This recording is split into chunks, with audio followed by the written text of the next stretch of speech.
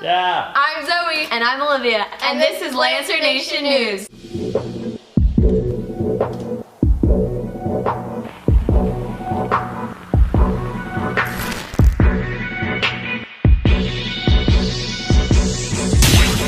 Choose your character.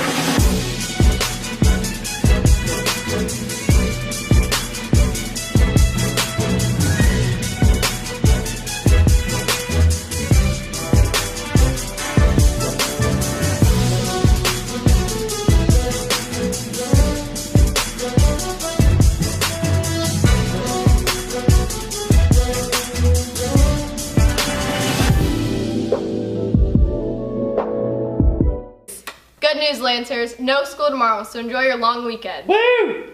Hey athletes, this Monday, come on campus and get your sports physicals for your sports this year. Sign up at the link below if you haven't already. Team sport photos are happening next Friday the 13th. Coaches will hand out your uniforms. Here at Western, we have some of the most creative and talented minds. They wanted to introduce one of the projects they've been working on with you all. Let's check it out. Hello, you. Yes, you. You're not crazy. I'm talking to you. Have you ever wanted to escape and get on an amazing getaway to one of the most beautiful towns ever in the world? Have you ever wanted to go to one made out of cardboard? Filled with all the most amazing buildings in the world, made out of cardboard.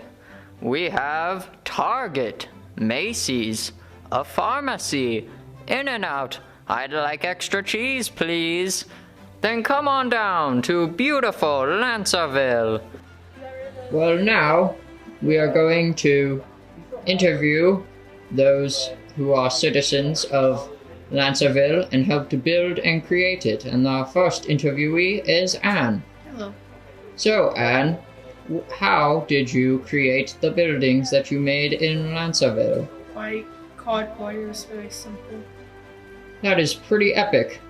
But my next question to you is, what materials did you use? Cardboard, tape, and colored paper. Thank you, Anne. That was very interesting. Now on to our next interviewee. Reagan, what inspired you to work on creating Lancerville? I just really wanted to create kind of like a little country, little city, like where you just drive by where there's only like 1,000 population. That's what was my inspiration. Interesting. That sounds epic. Thank you, Reagan. And now on to our next interviewee. And now our next interviewee is the legend himself, Mr. Novak. What did you specifically use to create the buildings in Lancerville? Well, all cardboard, recycled, discarded materials. Things that people don't normally want, but we saw as valuable. Thank you, Mr. Novak. And thank you to all those watching at home. Last Tuesday was an important day for our nation. What if we lived in an alternate universe where students were running for office? Hello everyone. Thank you for joining our last presidential debate. I'm your moderator, JJ White. I'm here today with Daniel Castillo and Lucas Campbell. Each candidate's parties have agreed to the following rules. The first candidate will have a random allotted time that I allow them to answer a question, uninterrupted, followed by their opponent's response, also uninterrupted. Then the floor will be open to debate from either candidate. Our candidates have not been informed of the questions that I am asking. We're gonna need a COVID check.